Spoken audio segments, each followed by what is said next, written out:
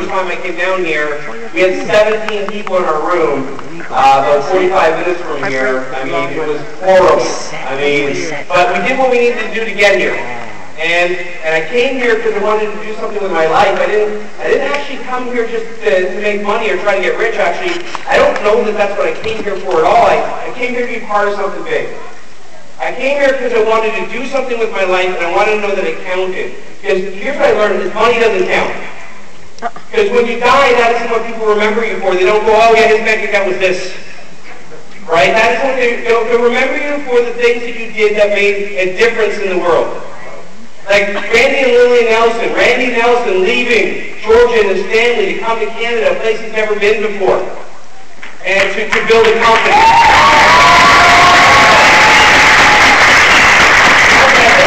Randy and Lillian came there, Randy came there, left to Stanley, and every single person that's in this hierarchy is here today because Randy was willing to take a chance, me included. I mean, if you go through all my outlines, Don and Elaine Morgan, two of the most giving, kind people I ever met. Gary Bittman got me to stay in this business when, man, it just didn't make sense for me to stay. He's a really good salesman. Look, he got Rebecca to sleep with him. What are you talking about? Oh, that guy can close.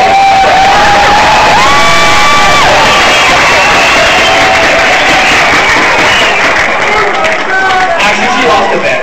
Anyway, and her integrity commanded her to stay. So, but guys, honestly, and I mean, I could do that all night, but when I think about where we are today and the leaders that are in this room, some of my dearest friends, Carrie and Kate, I know those guys all kind of got caught up and they were a little bit late getting here. It was unfortunate. I think I saw Rod come in too, and Rod and Kira, and obviously Jared and Brenda. But it's not just them. There's so many, like Mike and Paula. There's incredible examples here. Rick in Canada, Shannon Murphy. I mean, honestly, an incredible leader in what she's done. And I can name all my RVPs, Kirk and Mark and all those people, but it's not them. It's the newest person in the room. See, me naming my RVPs doesn't mean anything to you. You're like, yeah, not me. What about you? What do you come here for? See, did you come here because your upline talked you into it, or tricked you into it, or you felt you had to, or did you come here to maybe change your life? Because that's what I'm talking about, is changing your life up here. I mean, this is dead serious.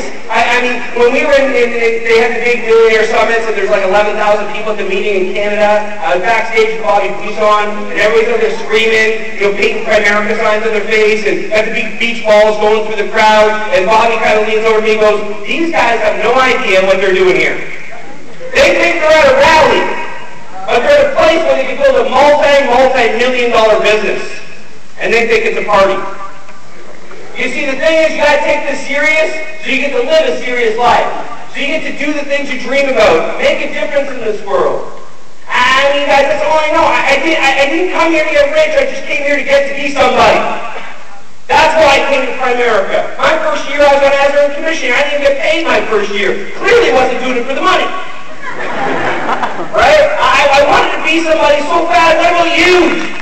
Where's that child gone in you that just wanted to get picked when you're in the school playground and they're picking people for the teams and you're the last one? I was that kid. Always kind of short, chubby kid. You don't really want on your team.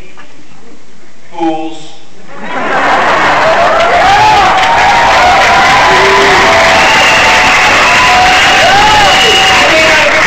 Baseball player, vertically challenged for basketball.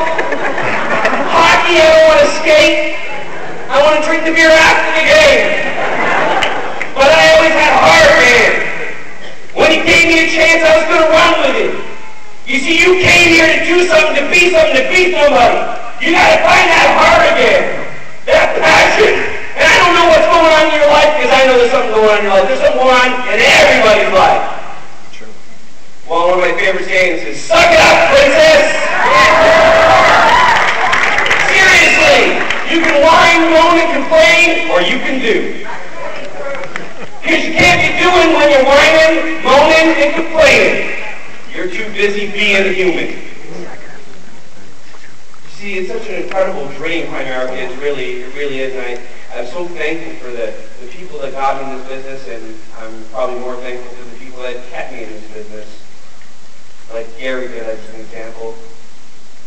And I'm thankful because the freedom this thing will give you, the choices you could have. 15 and a half years ago, sitting in my first convention with $200 I borrowed from my dad to cover everything, that I borrowed from my dad to be here. And knowing I wasn't going to get paid anyway because I was on hazardous emissions, so 15 and a half years ago, today this company pays me over $850, $890 a year. With the stock last year, my keyboard $1.3, $1.4 million. And I was the kid that you didn't pick in the school playground to be on their team. Don't let anybody at any point in your life ever make you feel less than great. Because you were born great. And you let people trick you into thinking you weren't. You let a kid in the school playground tell you you ain't good enough. You let an argument with your spouse tell you you're not good enough. Maybe your parents, unfortunately. Maybe a teacher. Something somewhere along the line say, hey, maybe I'm not good enough. But I got bad news. You are good enough. You're playing a game with yourself. And you need to stop playing that game. And you need to get your head out of your ass, and you need to go do something great for your family. You spent money to be here. You came here to do something. Don't let this just be something you did. I could name so many people that came and went in this business and in the past decade with me, and good people, people that should have made it, people that were making it, but they did something stupid. See, now you are here, and you're here to do this. Don't let your family down. All I know, this business has changed my family's life. It took care of my mom when she was dying. It took care of my dad when she was dying. My daughter, who's critically ill, is taking care of her as well. You see, all I know is worth it. It's worth it. And you're worried because your best guy quit. If you're your best guy, they wouldn't quit. You're confused about who your best guy or girl is. And you're worried about a chargeback? Go write another app and you don't have one anymore. You're worried about failing the test? Who cares about failing the test? You get to write it again. Right? Nobody says you don't get to write it again. They don't throw you in prison in solitary, but no LLQT for you. No life license. No more studying. Done. Right? You see, guys, I get fired up about this because I know there's good people in this room. And right now inside they're going, man, I want a chance. And Francis is dead right.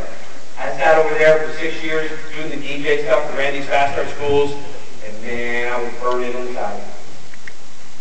And all those times I listened to Bobby Gold will be number one in Randy's hierarchy, and I love Bobby. He's an amazing, integrous human being, Bobby Kennedy. But I can tell you something, it doesn't mean he's better than me, and it doesn't mean he can outwork me. Because Art Williams said it, hard work won't kill you, you'll pass out, you'll fall asleep, you'll wake up and start again.